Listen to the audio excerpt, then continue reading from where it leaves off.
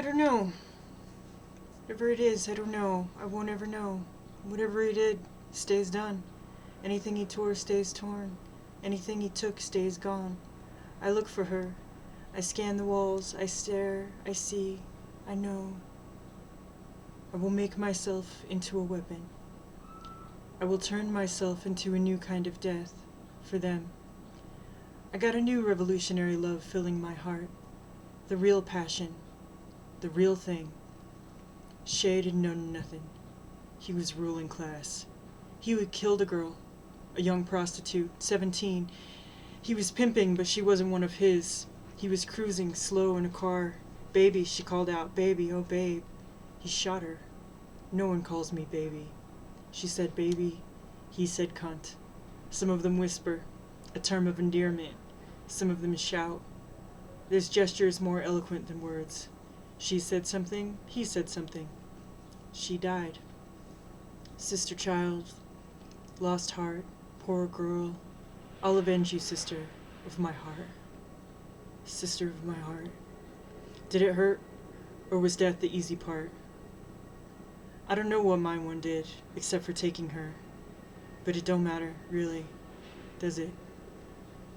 Not what, nor why, nor who, nor how. 10. April 30th, 1974, age 27. Ma, sa, da, ma, sa, da, ma, sa, da.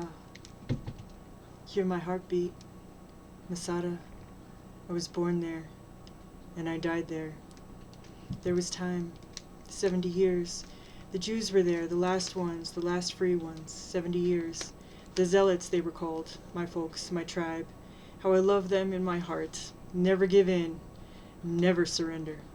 Slavery is obscene. Die first, by your own hand if that's what it takes, rather than be conquered. Die free. No shame for the woman, they used to say, conquered women. Shame. Masada. I used to see this picture in my mind, a woman on a rock. I wrote about her all the time. Every time I tried to write a story, I wrote, there is a woman on a rock. Even in the 8th grade, there's a woman, a strong woman, a fierce woman on a rock. I didn't know what happened in the story. I couldn't think of a plot. I just saw her. She was proud. She was strong. She was wild by our standards, or so it seemed. As if there was no other word. But she didn't seem wild, because she was calm, upright, with square shoulders, muscled. Her eyes were big and fearless, and looked straight ahead, not like women today, looking down. She was ancient, from an old time, simple and stark, dirty, dark, austere, a proud, unconquerable woman on a rock. The rock towers. The rock is barren. Nothing grows. Nothing erodes. Nothing changes. It is hard and old and massive. The rock is vast. The rock is majestic, high and bare and alone. So alone the sun nearly weeps for it, isolated from man and God. Unreachable, a towering wall of bare rock alone in a desert where the sun makes the sand bleed. The sun is hot, pure, unmediated by clouds or sky, a white sun, blinding white, no yellow. There's a naked rock under a steaming, naked sun, surrounded by molten, naked sand. There's a rock made to outlast the desert, a bare and brazen rock, and the Dead Sea spreads out near it, below it, touching the edge of the desert that touches the edge of the rock, dead water, a hard land for a hard people. God kept telling us, of course, to make us hard enough. Genocide and slavery and rape were paternal kindnesses designed to build character, to rip pity out of you, to destroy sentimentality.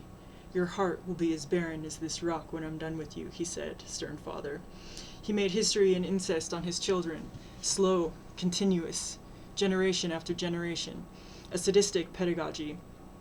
Love and pain. What recourse does a child have? He loves you with pain by inflicting it, a slow, ardent lover.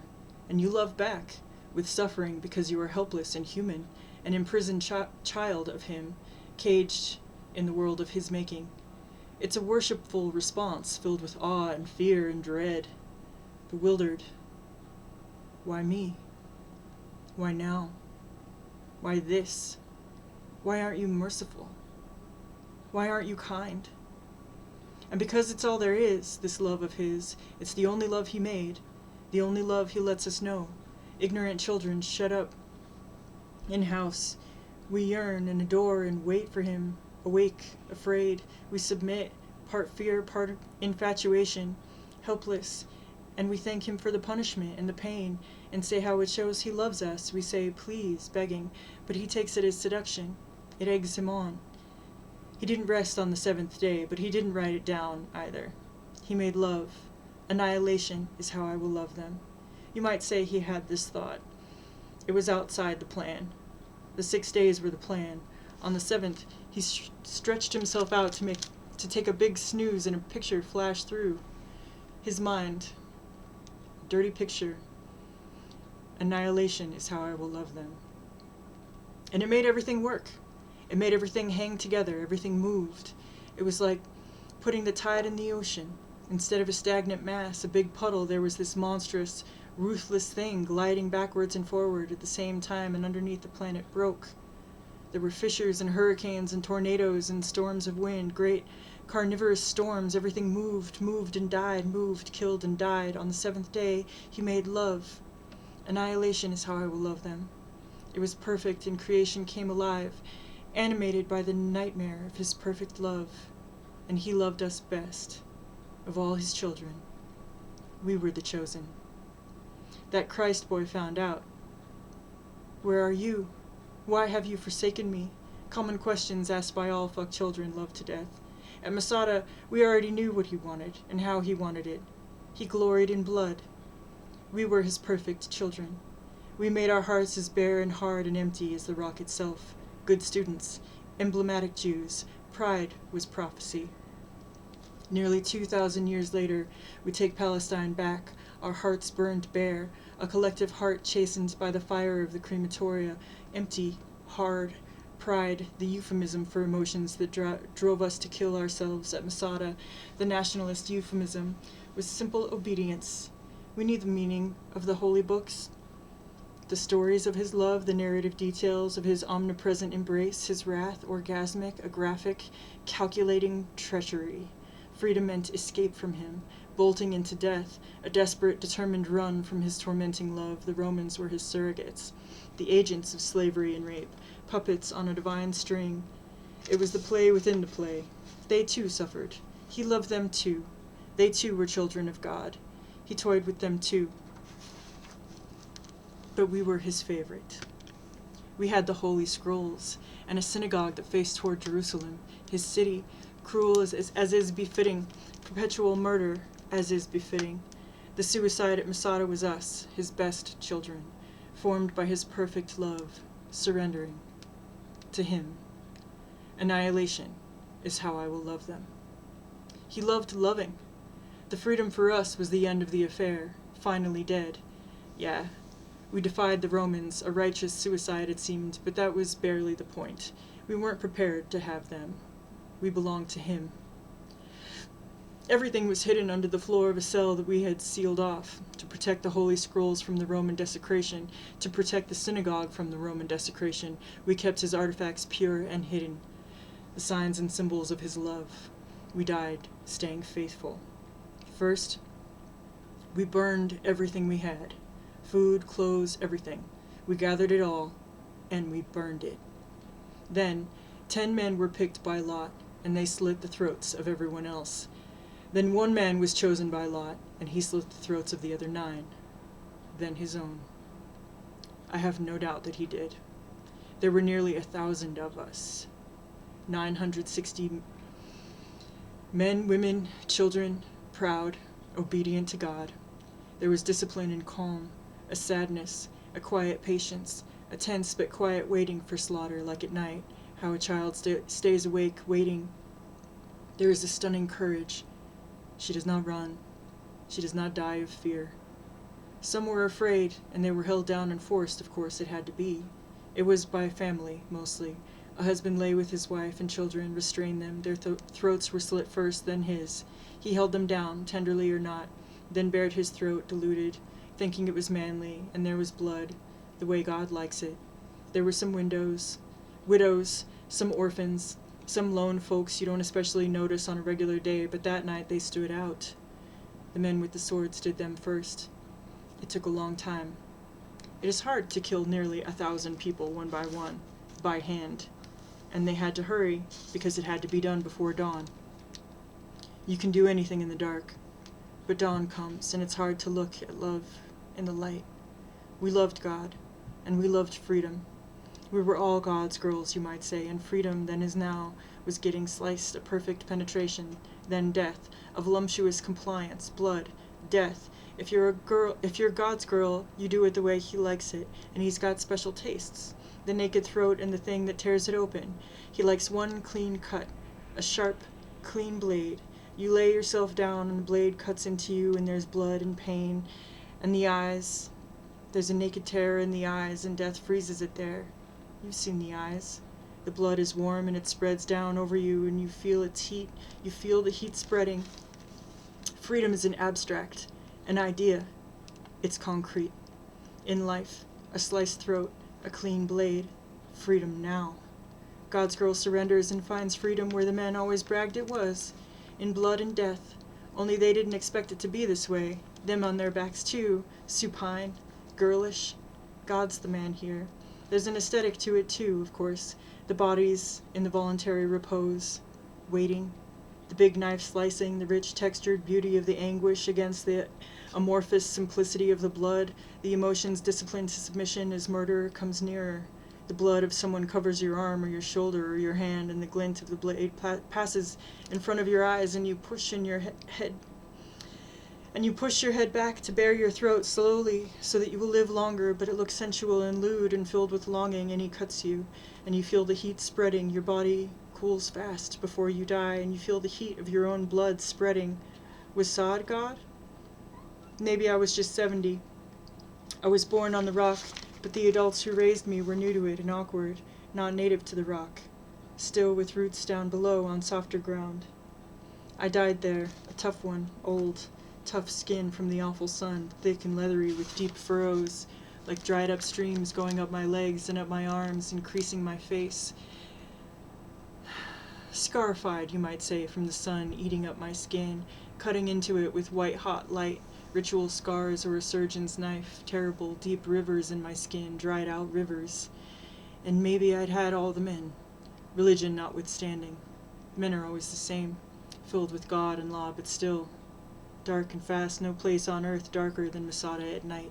No boys on earth faster than the Jews. Nice boys they were, too. Scholars with the hearts of assassins. Beware of religious scholars who learn to fight.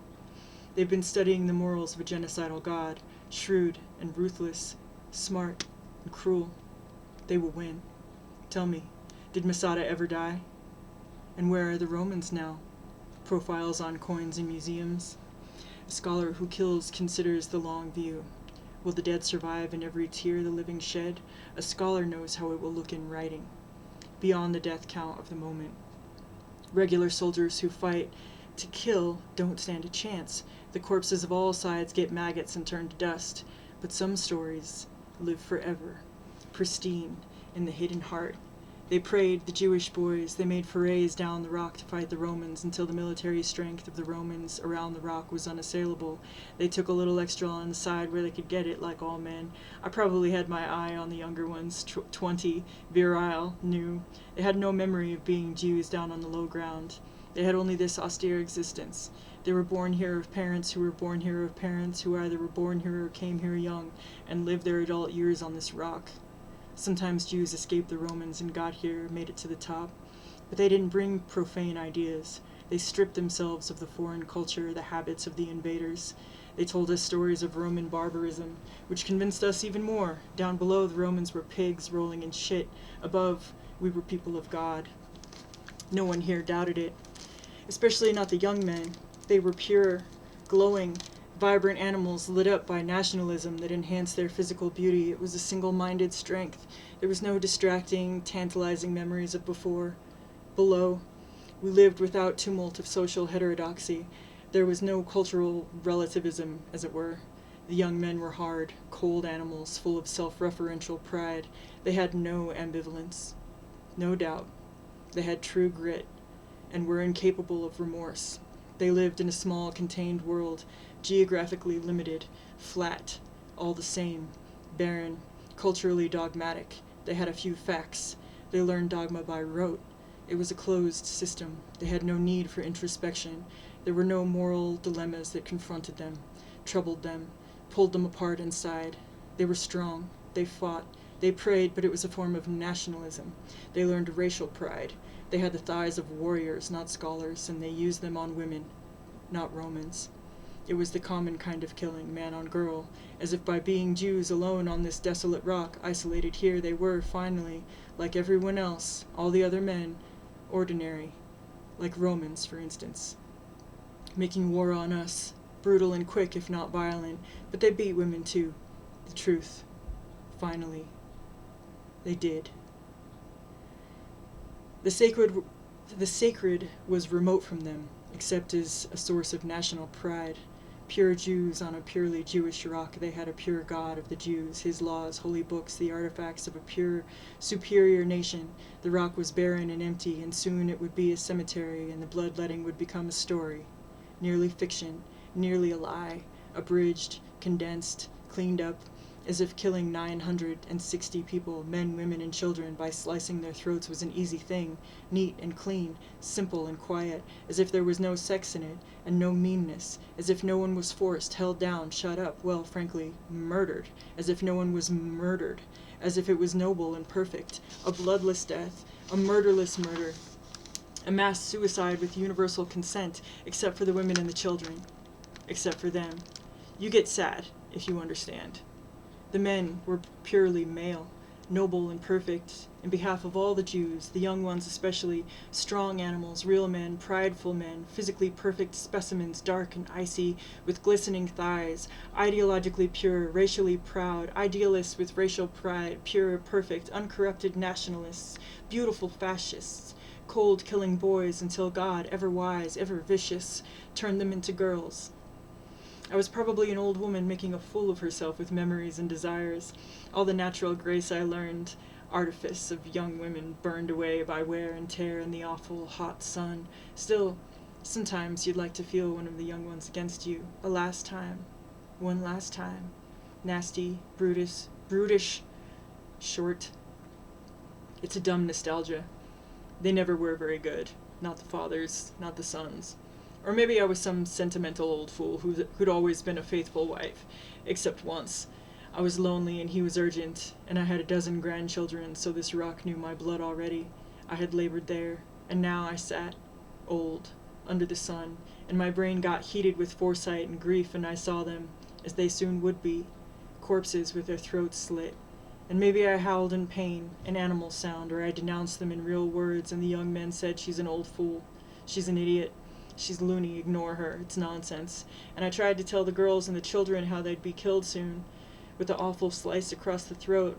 "These are fanatic boys," I said, "driven by an idea." I said, "It's murder, not suicide, what they will do to you." And they asked if it was the will of God, and of course, now I see why you must lie. But I said, yes, it's his will, always, that we should suffer and die. The will of God is wrong, I said. We have to defy the will of God. We have to defy the Romans and the Jews and the will of God. We have to find a way to live. Us. You see, us. "She's loony," they said. "You'll be stretched out," I said, "beautiful and young, too soon, dressed and ornamented, and your throats will be naked. And there will be blood, the way God likes. I don't want to see the children die." I didn't want to see the children die, and I was tired of God. Enough, I said to him, enough. I didn't want to see the women die either. The girls who came after me. You get old and you see them different. You see how sad their obedience is. How pitiful. You see them whole and human. How they could be. You see them chipped away at, broken bit by bit, slowed down, constrained, tamed, docile, bearing the weight of invisible chains. You see it is terrible that they obey these men, love these men, serve these men, who, like their God, ruin whatever they touch. Don't believe, I say. Don't obey. Don't love. Don't let him put the sword in your hand, little sister. Let him put the sword in your hand, then see. Let him put the sword in your hand, little sister. Let him put the sword in your hand, then see. Let him bare his throat to you, then see. Day before it happened, I quieted down. I didn't howl. I didn't rant or rave. I didn't want them to lock me up. I wanted to stay out on the rock, under the hot sun, the hot white sun, my companion, the burning sun. I was an old woman, wild, tough, proud, strong, illiterate. Ah, yes, the people of the book, except for the women and the girls. God says it's forbidden for us, the book, illiterate, but I wanted to write it down today. Quiet, in silence, not to have to howl, but to curl up and make the signs on the page, to say this is what I know, this is what has happened here. But I couldn't write or read. I was an old woman, tough, proud, strong, fierce, quiet now as if dumb, a thick quiet, an intense, disciplined quiet. I was an old woman, wild, tough, proud, with square shoulders, muscled from carrying, from hard labor, sitting on a rock, a hard, barren rock, a terrible rock. There was a woman sitting on a rock. She was strong, she was fierce, she was wild. She wasn't afraid. She looked straight ahead, not down like women now. She was dark and dirty, maybe mad, maybe just old, near naked with rags covering her hair. Her hair was long and shiny and dirty, a gleaming silver under the hot, white sun. But wild is perhaps not the right word, because she was calm, upright, quiet. In intentional solitude, her eyes were big and fearless, and she faced the world head on, not averting her eyes the way the women do now. She could see. She didn't turn her eyes away. She was sitting on a hard, barren rock under a hot, white sun, and then the sun went down. Got lower in the sky, lower and lower yet, a little lower. The sun got lower, and the light got paler, then duller. The sun got low, and she took a piece of rock, a sharp piece of rock, and she cut her throat. I cut my throat. No Romans, no fascist Jewish boys, however splendid their thighs or pristine their ideals. No, mine was a righteous suicide, a political refusal to sanction the current order, to say black was white.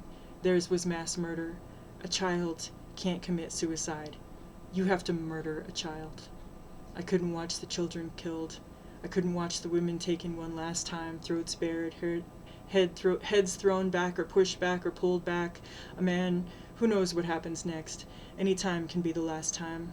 Slow murder or fast, eventual death, a surprise, or are you waiting with a welcome, an open invitation, rape leading inexorably to death on a bare rock, invasion, blood, death. Masada, near my heartbeat, hear me. The women and the children were murdered, except me. I was not. When you say Masada, you say my name. I discovered pride there. I outlined freedom. Out from under him and him and him. Let him put the sword in your hand, little sister. Then see. Don't love them. Don't obey. It wasn't delirium or fear. I saw freedom. Does Masada thrill you? Do you weep with pride and sorrow for the honor of the heroes, the so-called suicides? Then you weep for me. I make you proud. The woman on the rock, a pioneer of freedom, a beginning for those who had no say, but their throats were ripped open for the illiterate and invisible chains. A righteous suicide, a resistance suicide, a mad woman, mad dog suicide. This girl here's got a ripped throat. Andrea the zealot. Freedom is the theory, suicide the practice. My story begins at Masada. I begin there. I see a woman on a rock, and I was born in blood. The blood from her throat carried by time. I was born in blood. The slit between her legs, the one God did himself, so it bleeds forever. One clean cut, a perfect penetration. The memory of Masada marked on me, my covenant with her.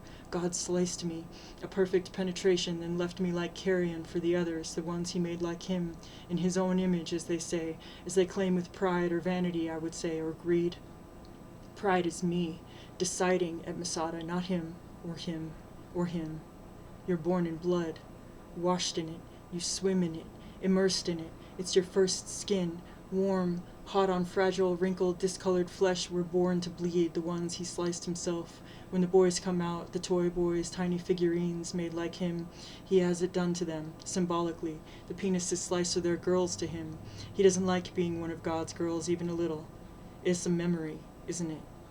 You were girls to me at Masada, a humiliation.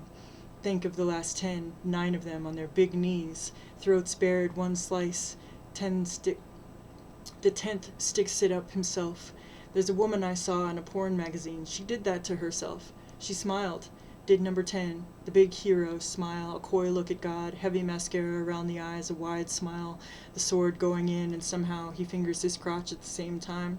The Christians wouldn't stand for it. They said Christ the last one. He died for us so we don't need to be cut, but God wants them sliced, and they know it. So they do it for health or sanitation, as if it's secular garbage removal, but in their hearts they know. God wants them cut.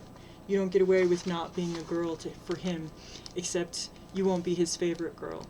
They take it out on us, all of them, sliced or threatened, sliced or evading it, enlisted or the equivalent of draft dodgers, manly men. Their thing is little next to his. Aspires to omnipresence, watches a perpetual pornography, blood and guts scenes of pushing and hitting and humiliation, the girl on the bed, the girl on the floor, the girl in the kitchen, the girl in the car, the girl down by the river, the girl in the woods, the girls in cities and towns, prairies and deserts, mountains and plains, all colors, a rainbow of suffering, rich and poor, sick and well, young and old, infants even. A man in the mouths of infants. I know such a man. An uncle of mine, an adult. Look up to him, listen to him, obey him, love him. He's your uncle. He was born in Camden, but he left. Smart, a big man. He got rich and prominent, an outstanding citizen. 5 infants in the throat, men like the throat, his own children. It was love he did that, and God watched. They like the throat. An infant's mouth, a tight passage, men like it tight, so tiny, and the suction, because an infant sucks, it wants food. The child, and the infant gags, and the infant retches, and the infant chokes. The child vomits, chokes, panics, can't breathe forever, a lifetime on the verge of suffocation. I don't have much of a family. I prefer the streets, frankly, to various pieties, but sometimes there are these shrieks in the night, a child quaking from a crime against humanity, and she calls out, "Sister," she says, "he sliced my throat with a sword." I remember it, but I don't. It happened, but it didn't. He's there in the dark all the time, watching, waiting. He's a ghost, but he isn't. It's a secret, but why does everyone know? How does an infant get out from under? It begins in the crib. Then she crawls, a baby girl, and all the relatives go ooh and ah, and the proud papa beams every night for years until the next one is born, 2 years, 3 years, 4 years. He abandons the child for the next infant. He likes infants. Tiny throat, tight suction, helpless, tiny, cute thing that seems to spasm whole. Years later, there are small suicides, a long, desperate series of small suicides. Shadows and dread, sick with debilitating illnesses, no one knows the cause or the cure. She chokes, she gags, she vomits, she can't swallow. There's asthma, anxiety. The nights are saturated with menace that feels real, specific, concrete, but you can't find it when you turn on the light. And eventually, one day or someday, none of us can swallow. We choke, we gag, we can't stop them. Artists of torment, a manly invasion. If you're an adult before they rape you, then you've got all the luck there is. The infants are haunted by familiar rapists, someone close, someone known, but who? And there's the disquieting certainty that one loves him. There are these women, such fine women, such beautiful women, smart women, fine women, quiet, compassionate women, and they want to die. All their lives, they have wanted to die. Death would solve it, numb the pain that comes from nowhere but somewhere. They live in rooms, haunted by a familiar, please, asleep or awake, they want to die. There's a rapist in the room, the figure of a man invading, spectral, supernatural, real but not real, present but not there, invading. He's a crushing, smothering adversary. It's some fucking middle-class bedroom in some fucking suburb. There aren't invading armies here, but there's invasion, a man advancing on sleeping children, his own. Annihilation is how I will love them. They die in pieces, usually their bodies survive, not always, of course. You want God to help them, but God won't help them. He's on the other side. There are sides. The suicides are long and slow, not righteous, not mass, but so lonely, so alone. We could gather up all the women who were the little girls, who were the infants, and say, do it now, end it now. One time, here, say it was you, say it happened to you, name names, say his name. We will have a Masada for girls, a righteous mass suicide. We could have it on any street corner, cement, bare, hard, empty, but they're alone. Prisoners in the room with the rapist, even after he's gone. 5 infants, uncle. It makes Auschwitz look small, uncle. Deep throat. My uncle invented deep throat, a fine, upstanding man. I can do the arithmetic. 5 equals 6 million. Uncle Pig, Uncle Good Jew, Uncle Upstanding Citizen, Uncle Killer Fucking Pig. But we have a heroic tradition of slaughtering children in the throat. Feel the pride. I'll gather them up and show you a righteous suicide in Camden, home, bare, hard, empty cement, hard, gray cement, cement spread out like desert rock, cement under a darker sun, a brooding sun, a bloody sun, covered over, burgundy melting, a wash of blood over it. Even the sun can't watch anymore. There were brick houses the color of blood on hard gray rock. We come from there, uncle, you and I. You before me, the adult, you raped your babies in pretty houses, rich rooms, escaped the cement, but I'll bet you never touched a girl when you were a homeboy slob, too big for you even then, near your own size. We'll have Masada in Camden, a desolate city, empty and bare and hard as a rock, and I will have the sword in my hand, and I will kill you myself. And you will get down on your big knees and you will bare your throat, and I will slice it. A suicide. He killed himself, the way they did at Masada, only this time a girl had the sword, and it was against God, not to placate him. Every bare, empty, hard place spawns a you, uncle, and a me. Homeboy, there's me, and you. The shit escaped into death, the shit ran away, died, escaped to the safe place for bandits, the final hideaway where God the Father protects his gang. They watch together now, father and his boy, a prodigal son, known in the world of business for being inventive, a genius of sorts, known among infants as a genius of torment, destruction, and I'm the avenging angel. They picked me. The infants grew up, and they picked me.